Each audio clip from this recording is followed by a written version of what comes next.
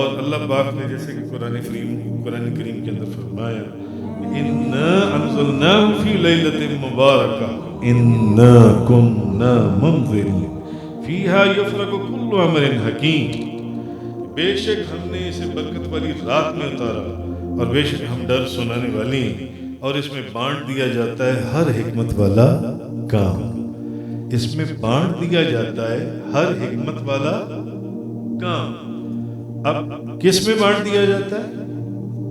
جو شعبان المعظم کی 15 کی رات ہے، اور وہ پیر والے دن اور غالباً منگل والے دن کی درمیانی رات ہے جو ابھی آ رہی ہے، پیر اور منگل کی درمیانی رات۔ حضرت اکرمہ رضی اللہ تعالی عنہ نے حضرت عبداللہ بن عباس سے روایت کرتی ہیں، یعنی اس رات میں بانٹ دیا جاتا ہے ہر حکمت والا کام۔ وہ فرماتے ہیں کہ یہ شعبان المعظم کی 15 کی رات ہے، شعبان المعظم کی 15 کی رات ہے۔ ویسے بھی آپ نے سنا ہے کہ نبی کریم صلی اللہ علیہ وسلم شعبان المعظم میں جتنے روزے رکھتے تھے، رمضان کے علاوہ اتنے روزے کسی اور مہینے میں نہیں رکھتے تھے شعبان المعظم کے اندر۔ تو وہ فرماتے ہیں کہ یہ شعبان المعظم کی 15 کی رات ہے، اور اس رات کے اندر اللہ تعالیٰ تمام سال کے کاموں کی تدبیر فرما دیتا ہے، تمام۔ مثلا اس سال جس بندے نے حج کرنا ہے ان کی فہرستیں تیار کر دی جاتی ہیں، سبحان اللہ۔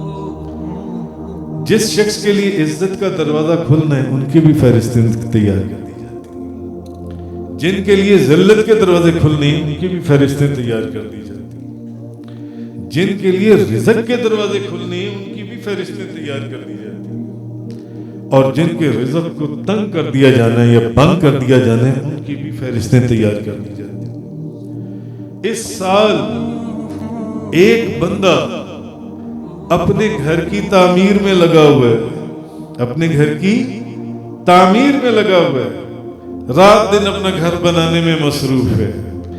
نبی کریم صلی اللہ علیہ وسلم فرماتے ہیں وہ نہیں جانتا کہ اس سال اس کا نام مرنے والوں کی فہرست میں لکھ دیا گیا ہے۔ مرنے والوں کی فہرستیں تیار ہو جاتی ہیں، وہ گھر بنانے کے اندر تیار ہے، وہ گھر بنانے میں مصروف ہے، مگر اس کا نام مرنے والوں کی فہرست میں لکھ دیا گیا ہے۔ ایک بندہ حج کی تیاری کر رہا ہے مگر اس کو نہیں معلوم کہ میرا نام تو مرنے والوں کی فہرست میں لکھ دیا گیا ہے۔ یہاں تک کہ درختوں سے جو پتے گرنے ہیں ان کی بھی فہرستیں تیار ہو جاتی ہیں، کس کے لیے ذلت کا دروازہ کھلنا ہے، کس کے لیے عزت کا دروازہ کھلنا ہے، کس کے لیے رزق کے دروازے کھولنے، کس کے لیے رزق کے دروازے بند کر دیے جانے، سب فہرستیں تیار ہو جاتی ہیں۔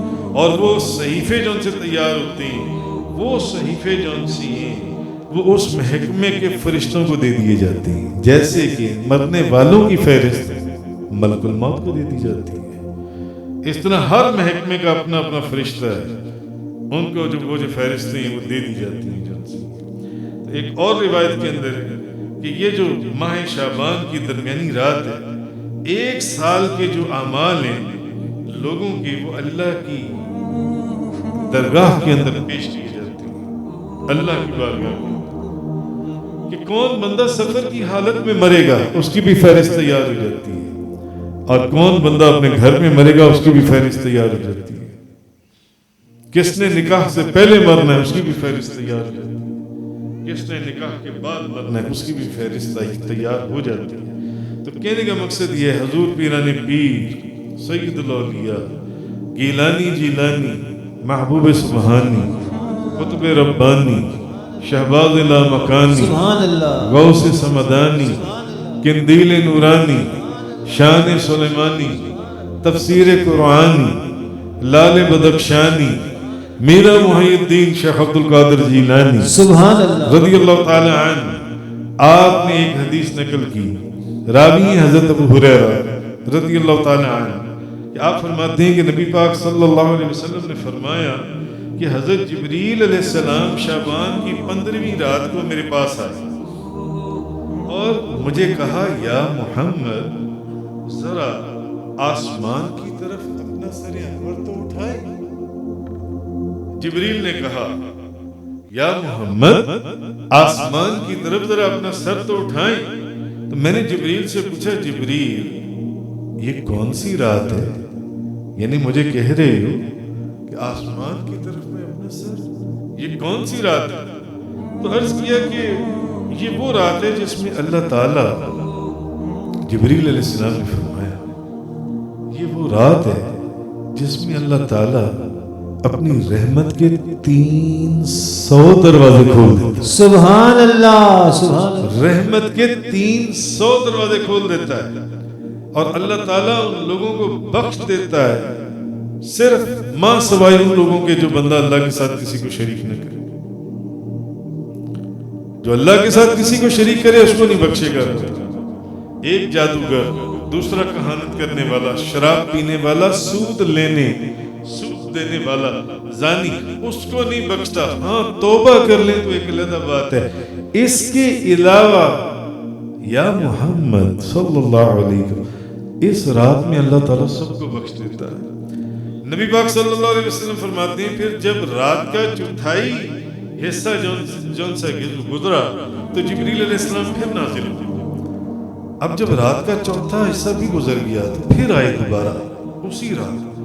فرمایا یا محمد ذرا اپنے سر اقدس کو تو اٹھائیے آسمان کی طرف. آپ فرماتی ہیں کہ میں نے اپنا سر آسمان کی طرف اٹھایا نبی کریم صلی اللہ علیہ وسلم، تو آپ فرماتے ہیں میں دیکھتا ہوں کہ جنت کے دروازے کھول دیے گئے.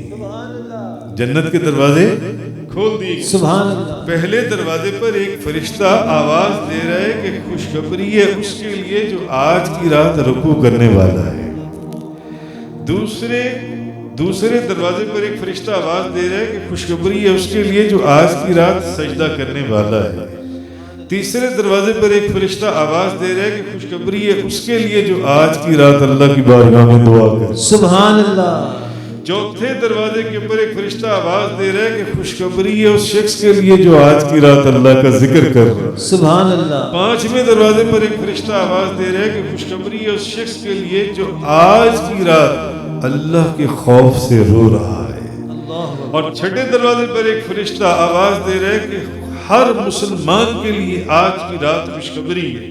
اور ساتویں دروازے پر ایک فرشتہ ندا کر رہا ہے کہ ہے کوئی آواز آ رہی ہے بخشش طلب کرنے والا کہ اس کو آج کی رات بخش دیا جائے. تو نبی کریم صلی اللہ علیہ وسلم فرماتے ہیں میں نے جبریل سے پوچھا جبریل یہ دروازے کب تک کھلے رہیں گے؟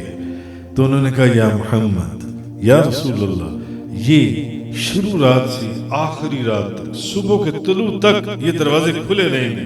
اور پھر عرض کیا کہ یا محمد آج وہ رات ہے کہ اس رات میں اللہ تعالی بنی کلب کی بکریوں کے بالوں کی تعداد کے برابر لوگوں کو جہنم سے آزادی فرما دیتا ہے. کون سی رات؟ شعبان المعظم کی 15ویں رات.